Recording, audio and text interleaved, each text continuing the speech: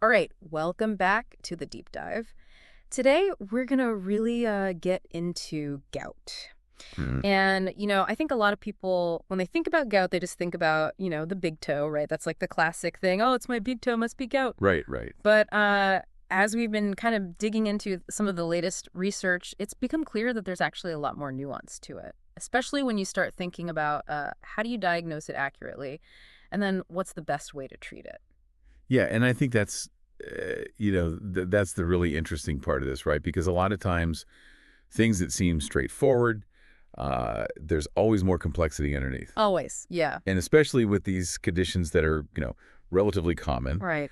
Gout is one of those things that a lot of people are going to encounter at some point. Exactly. So it's really important to really understand kind of what the latest is in terms of, diagnosis, treatment, and all of that. So yeah, I think this will be a good deep dive into this topic. Yeah, absolutely. So to kind of give you a roadmap of where we're going with this, the evidence that we're going to be talking about today comes from a pretty big review that was done by the Agency for Healthcare Research and Quality. You might know them as AHRQ. Okay. And their findings were nicely summarized in the American Family Physician Journal. Oh, nice. Yeah, that's a really accessible journal for I think a lot of folks. Yeah, exactly. So really what we're doing is we're giving you kind of the distilled version of what evidence-based best practices are. Yeah, that's great. So our mission for you today, listener, is to help you understand, like, okay, if you go to your doctor and you think you might have gout, like, how are they going to figure out if that's actually what it is? Right. And then, once you've got that diagnosis, what are the most effective ways to treat it? Okay. So we're going to kind of cut through some of the, I guess, uncertainty that's out there Yeah. and really focus on what the science really supports, right? Absolutely. Yeah. So let's jump in, I guess, like, to get started, like, how does a doctor actually figure out if someone has gout? Like, what are the, I guess, the classic ways of doing that? So the kind of the traditional gold standard, if you will, Mm. is to actually analyze fluid from the joint that's affected. Okay. And what they're looking for specifically are these tiny needle-like crystals called monosodium urate crystals. These are like the hallmark of gout. That's So it. if they see those under a microscope, that's kind of the definitive diagnosis. So it's like stick a needle in, pull some fluid out, put it under the microscope, and if you see those little crystals, bam, you got it. Exactly, exactly. And I think, it makes sense, right? You're actually looking for the thing that's causing the problem. Yeah, that's proof positive. Right, right, But I imagine, like, in a primary care setting, like, not every doctor is going to have a microscope handy. right. And not every patient is going to be, like, thrilled about getting a needle stuck in their joint, Right, exactly, yeah. I mean, Yeah. you go in for a checkup and all of a sudden they're like, all right, we're going to stick a needle in your toe. Yeah. It's not exactly the most pleasant experience. No, not at all. So what are some of the other ways that doctors can kind of, I guess, make a pretty good assessment of whether it's gout or not? Well, the good news is that uh, researchers have developed a couple of what are called clinical decision tools, Mm-hmm. which are basically, sets of criteria that help doctors uh, assess the likelihood that someone actually has gout. Okay. And these are based on, symptoms and medical history, things like that. So it's kind of like a checklist. Like, okay, if you've got this, this, and this, it's Or, probably. yeah, it's kind of like a way to kind of, guide the thinking and make a more, informed decision. Got it. So, like, how accurate are these tools? Like, are they pretty good at picking out, who's got gout and who doesn't? So one of the tools that the review mentions is called the diagnostic rule. And it showed pretty good accuracy, an 88% sensitivity and 75% specificity. Okay, now I think this is one of those things where it's good to kind of remind people, like, what does sensitivity and specificity actually mean? Right, yeah. So sensitivity, just to be clear, is like, how good is the tool at actually finding the people who do have gout? Right, if you have it, will it catch it? Exactly. And specificity is, how good is it at saying, you know what, you don't have this, it's something else. Right, right. So you don't want to be, diagnosing everyone with gout when they don't actually have it. Exactly, yeah. So 88% and 75% sounds pretty good, right? Yeah, it's definitely a helpful tool. But there's another tool that actually seems even more impressive in terms of accuracy. Okay, so what's this other one called, and, like, what are the numbers? So this one is called the Clinical Gout Diagnosis Tool. Okay. And it had a really high sensitivity and specificity, Yeah. like 97% sensitivity Oh, and 96% specificity. So those are really good numbers. that's pretty amazing. So like what actually goes into that tool? Like what are the specific things that the doctors are looking for? So it takes into account a number of factors. Mhm. First of all, they're looking at whether you've had more than one attack of acute arthritis. So Wow. has this happened before? Okay, makes sense. Yeah. So if it's like the first time ever, maybe a little less likely. Maybe a little less likely, Yeah. yeah. Second is whether the inflammation kind of reached its peak intensity within one day. Okay. So how quickly did this come on? That's interesting. Yeah. Third is the pattern of the arthritis attack. Is it what's called mono or oligoarthritis, meaning does it affect just one joint or just a few joints, Okay. as opposed to, many joints throughout the body? Yeah, so it's kind of localized to a particular area. Exactly. Yeah. And then they're also looking for, redness over the joints. Is there visible redness? Yeah. And then pain or swelling in the first metatarsophyllangeal joint, which is, the big toe joint. That's kind of the It's a classic. classic. Yeah. And then whether it's a unilateral attack, so is it just affecting one side of the body, like one ankle or one foot? Uh-huh. Um, they're also looking for the presence of tophi. So these are those kind of those bumps under the skin that are caused by these urate crystals building up. Right. And then finally, they're looking at hyperuricemia, which is just, the technical term for high uric acid levels in the blood. Right. Right. So they take all of those factors into account, kind of plug them into this tool, and it gives them a pretty good sense of the probability that it's actually gout. So it sounds like if you've got a lot of those boxes checked, especially that painful big toe, gout is probably pretty high on the list. Yeah, exactly. Now, what about imaging? Like, we hear a lot about x-rays, other types of scans. Do those play a big role in diagnosing gout? So the review did look at a couple of imaging techniques, dual energy computed tomography, or DECT, Yeah. and ultrasonography. Okay. And DECT actually showed, decent sensitivity and specificity. The sensitivity ranged from 85 to 100%, and the specificity from 83 to 92%. Okay. So those numbers look pretty promising. Mm. And ultrasonography had a sensitivity of 74% and a specificity of 88%. Okay, so those all sound pretty good. I mean, why even bother with these clinical decision tools if we have these fancy scans? That's a good point, but here's where the strength of the evidence comes in. Okay. The review actually rated the evidence for both the ECT and ultrasonography as low quality. Mm. So when you hear low quality evidence, it means that there might not have been a lot of studies done. Right. The studies that exist might have had some limitations, which makes the conclusions a little bit less certain. Right. And in contrast, the evidence supporting the accuracy of the clinical decision tools was considered to be of moderate quality. Gotcha.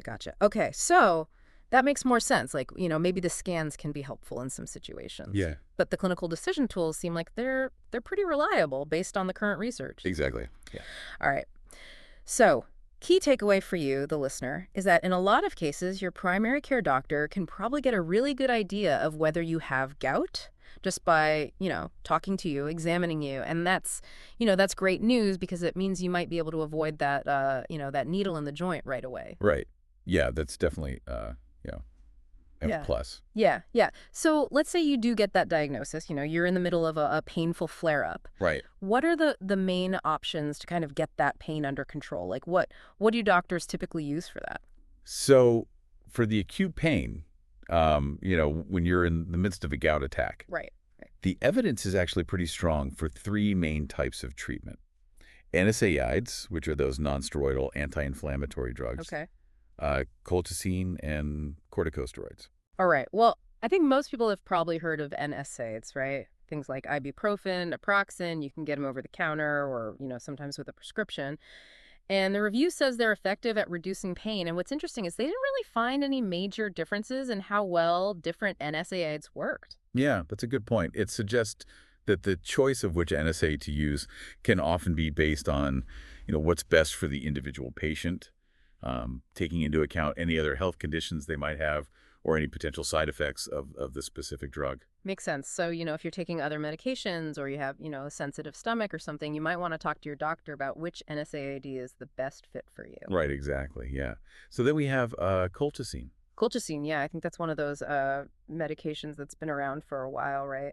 And the review mentions that it definitely helps reduce the pain of a gout attack, like compared to a placebo, which is, good to know. And there's a specific note about the best way to take it, like the dosage.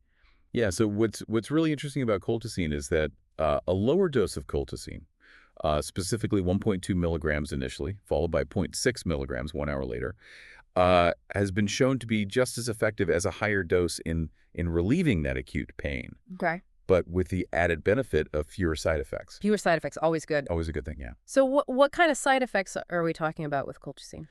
So the more common ones tend to be gastrointestinal issues, so things like nausea, vomiting, diarrhea, sometimes fatigue or headache. More rarely, it can lead to more serious problems like a drop in your white blood cell count, which is called leukopenia, or aplastic anemia, what's called neuromuscular toxicity, which is basically nerve and muscle problems, and rhabdomyolysis, which is muscle breakdown. And it's really important to know that a colchicine overdose can be fatal Wow. in both adults and children. So it's a medication that definitely has to be taken carefully and as prescribed. Yeah. Sounds like something you need to, really respect and talk to your doctor about the right way to take it. Absolutely. Okay. What about corticosteroids? I mean, those are kind of, I guess, the big guns when it comes to inflammation, right? Yeah, and the evidence does show that they are very effective at reducing the pain of a gout attack, and they seem to work just as well as NSAIDs in providing that relief. Um, The review highlights a number of different corticosteroids and dosages that have been shown to be effective. So things like, a single 30 milligram dose of prednisolone, a prednisone taper, so that's where you start with a higher dose and gradually reduce it, and even intramuscular betamethasone, so that's an injection into the muscle. Okay. Okay. So, are there any, I guess, downsides or things to watch out for when you're using corticosteroids, for a gout flare up? So, like all medications, corticosteroids can have potential side effects, and these are especially pronounced with short-term use. So, you might see things like dysphoria, which is kind of a feeling of unease or discomfort, Okay. other mood changes, um, increases in blood sugar levels, elevated blood pressure, weight gain, insomnia, which is difficulty sleeping, and fluid retention. Okay. So it's kind of like, you got to weigh the benefits and the risks with your doctor Yeah, exactly. and figure out, is this the right approach for me? Right. Okay. The review also mentions this thing called animal-derived adrenocorticotropic hormone. Is that another option that people might hear about? So, yeah, the review does mention it, Okay. and it notes that it can be effective in reducing the pain of a gout attack, but it also points out that it's not commonly used, Okay. in clinical practice. So, it's there as a possibility. The evidence supports it, Right. but it's not something that most people are likely to encounter. Yeah. Okay. So I guess the takeaway there for the listener is if you get hit with that intense pain of a gout attack, there are some really effective ways to manage it, Yeah. and your doctor can kind of work with you to figure out, what's going to be the best approach for your particular situation. Right. Exactly. Okay. Now, let's kind of shift gears a little bit and talk about the long game, right? Like, how do you prevent these attacks from happening, in the first place? And I know that managing those high uric acid levels is a big part of that. So, what's the evidence? Tell us about that. So this is where urate-lowering therapy comes in, and the primary medications that are used for this are allopurinol and febuxostat. Okay. And the evidence is very strong that these medications are effective at lowering the amount of uric acid in your blood. Okay, so that sounds like, you're tackling the underlying problem, right? Exactly. Yeah, you're Yeah. getting to the root of it. But here's where it gets kind of interesting and maybe a little frustrating at first. Right. So the review really emphasizes that starting urate-lowering therapy does not actually decrease your risk of having an acute gout attack in the first 6 months of treatment. What? So you're telling, like, I start taking this medication to prevent gout attacks, and it might actually make them more likely in the beginning. Yeah, and in fact, for some people, it can increase the likelihood of a flare-up. That seems kind of counterintuitive, right? Like, why would lowering the uric acid level actually trigger more attacks? So the exact reasons are complex and they're still being, fully understood. But one thought is that when you start lowering those uric acid levels, it can actually cause those urate crystals that have already built up in the joints to kind of become a little bit unstable. Okay. And that instability can then trigger the body's inflammatory response, which is what leads to the gout attack. Oh, I see, I see. So it's kind of like you're stirring things up before they settle down properly. Yeah, that's a good way to put it. Yeah. Okay, so that's that's something to be aware of, but the picture improves after that initial period, right? Yes, it does. So after you've been on urate-lowering therapy consistently for about 12 months, the frequency of gout attacks does significantly decrease for most people. Okay. Okay. So it really is like a long-term strategy. Exactly, yeah. You got to kind of get through that initial bump, so to speak. Yeah. All right. So the review also looked at how febuxostat and allopurinol, like the two main urate-lowering medications. Yeah, how they kind of stack up against each other. Yeah. Which one's better? Are they about the same? Right. And the evidence seems to suggest that there isn't really a significant difference between them in terms of how effectively they lower uric acid levels in the blood. Okay. And there was also a really comprehensive analysis that didn't find any statistically significant differences in the overall occurrence of adverse events Okay. between the two drugs. All right, so that's good to know. I mean, of course, like all medications, there's always the potential for side effects. So what are some of the, I guess, the common things that people should be aware of with allopurinol and febuxostat? So with allopurinol, common side effects can include things like, nausea, upset stomach, diarrhea, and sometimes it can cause a rise in liver enzyme levels. Okay. More rarely, but more seriously, it can lead to some severe skin reactions like toxic epidermal necrolysis and Stevens-Johnson syndrome, Okay. as well as problems with bone marrow function and something called DRESS syndrome, which is basically a drug reaction with widespread symptoms. And with febuxostat, the common side effects can include abdominal pain, diarrhea, musculoskeletal pain, changes in liver function tests, nausea, arthralgia, which is joint pain, Hmm. and rash. Okay. The rare but serious risks with febuxostat include cardiovascular events, so like heart attack or stroke, hepatic failure, which is liver failure, and again, those severe skin reactions like toxic epidermal necrolysis, Stevens-Johnson syndrome, and DRESS syndrome. All right, so it really highlights the importance, if you're starting these medications, like you gotta be aware of what those potential issues are, Right. and talk to your doctor if anything unusual comes up. Absolutely, yeah.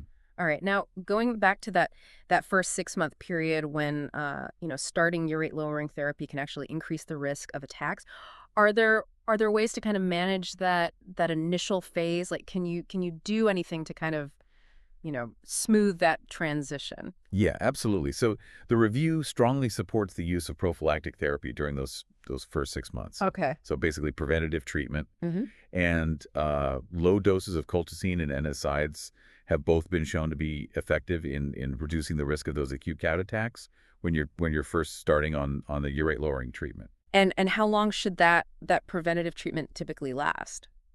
So the evidence seems to suggest that longer durations of prophylaxis, specifically for more than 8 weeks, are more effective than shorter durations. Okay. So, it makes sense. You're giving the body a longer time to kind of adjust to those lower uric acid levels. Right. Right. Yeah.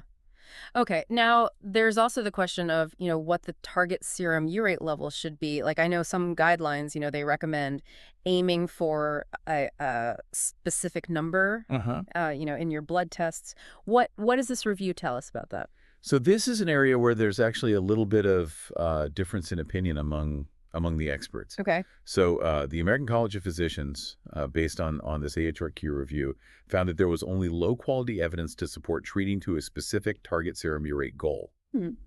which is a little bit different from what the American College of Rheumatology recommends. And the ACP suggests that urate-lowering therapy can be managed by what's called clinically titrating the dose. Yeah. So basically, the doctor is adjusting the medication based on how frequently the patient is experiencing gout flares, rather than strictly focusing on hitting that particular number. Okay. Okay. So it's more individualized. Exactly. Yeah. It's based on someone's actual experience Yes. rather than just a number on a blood test. Right. Right. That's interesting. I didn't realize there was that kind of nuance to it. Yeah, and I think it highlights that, medicine isn't always black and white. Yeah, Um, and what works best for one person might not be the same for another. absolutely. So Yeah. it really underscores the importance of a personalized approach with your doctor. Right, right. Okay. So last thing, what about, all the advice we hear about diet and lifestyle changes? I mean, there's a ton of stuff out there about, what you should eat, what you shouldn't eat. Does the evidence in this review kind of back any of that up? So the review actually found that the evidence is not really strong enough to definitively say how effective dietary and lifestyle changes are on their own in managing gout. Go. Um, they do say that it's still reasonable to recommend making some changes, Okay. such as reducing the amount of purines you get in your diet. So those are found in things like red meat, shellfish, Right. Yeah. limiting sugary drinks and alcohol, Okay. encouraging weight loss, and regular physical activity. Okay. So those all sound like, generally healthy things to do anyway. Yeah, exactly. It's probably not going to hurt. Right. Um, but it might not be the magic bullet either. Exactly. Yeah. It's probably more of a supportive role Right, right. as part of a broader management plan. Okay, so I guess to sum it up for the listener, when it comes to managing that high uric acid, it's a crucial part of the long-term strategy, but you got to start it carefully, Right. especially in those first few months, Yeah. and that, that ideal target uric acid level. Right. It might not be a one-size-fits-all thing. Exactly. It's more of a personalized goal. Right. It's something that you got to discuss with your doctor and figure out what's best for you. Okay. Well, this has been a really interesting deep dive into, what the evidence says about how to diagnose and manage gout. Absolutely. Yeah. Yeah. It's been fascinating to really dig into the details of the research and Yeah. see kind of where the strong evidence is and where there's still some uncertainty. Yeah. So just to recap for you, the listener, getting that clear diagnosis of gout, a lot of times it can be done effectively just through, a good clinical assessment by your doctor. Right. And we have some really good options for treating those painful flare-ups when they happen. Yeah. And for preventing those future attacks, lowering those uric acid levels is key. But it's a process that needs to be managed with care, Mhm. especially at the beginning. And and that specific target for those uric acid levels, Right. it might be more of a personalized goal than a one-size-fits-all number. Exactly. Yeah. All right. Well, I think that brings us to our final thought for today, listener. Given that even for something like gout, which seems pretty straightforward, Yeah. there's still a lot of, evolving recommendations and areas of debate. Like, Right. we just talked about the ideal uric acid target. Right. What does this tell us about, just the ongoing nature of medical understanding, right? Absolutely. Like, we're always learning new things. Yeah. The evidence is always evolving, and Mm. and what other seemingly, straightforward health issues might have, similar layers of complexity and nuance beneath the surface. That's a great question. Yeah, it really makes you think about, kind of what assumptions we make Right. about different conditions and how important it is to really, stay informed Yeah. and have those open conversations with your healthcare provider. Absolutely. So, I guess the takeaway is don't be afraid to ask questions, do your own research, and really be an active participant in your own healthcare. Couldn't agree more. All right. Well, thanks for diving deep with us today. Yeah, thanks for having me. And we'll catch you next time. See you later.